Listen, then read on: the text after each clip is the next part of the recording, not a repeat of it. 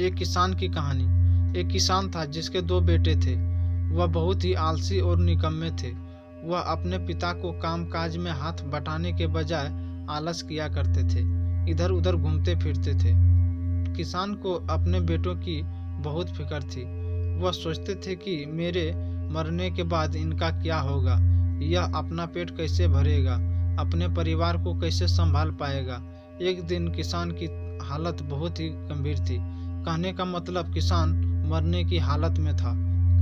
तभी किसान ने अपने दोनों बेटों को बुलाकर उनसे कहा कि हमारे खेत में एक खजाना गढ़ा हुआ है, लेकिन वह किस जगह है उसकी जानकारी मुझे भी नहीं है, लेकिन खोदने के बाद तुम्हें वह खजाना मिल जाएगा।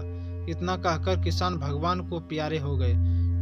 खजाने की खबर सुनकर दोनों बेटों के मन में लालच आ गया और वो दोनों खेत पर चले गए और खेत को खोदने लगे।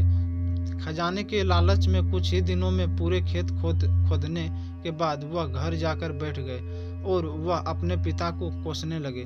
इसी तरह कुछ महीने बीत गए और वर्षा ऋतु का आगमन हुआ। किसान के बेटों के पास पेट भरने के लिए सिर्फ एक ही जरिया था, वह है खेती।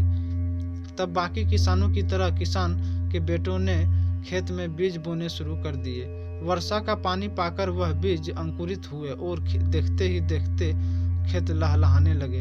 ऐसा लग रहा था कि हवा के झोंके से लहरा रहा था। यह देखकर किसान के बेटे बहुत खुश हो गए। उनको समझ आ गया कि परिश्रम ही सच्चा धन होता है और वह उसी तरह से अपने पिता के शब्दों का मोल भी समझ गए और अपने काम काज में लग गए। हमारे इस वीडियो के लिए आप सभी को धन्यवाद। जय हिंद, जय भारत।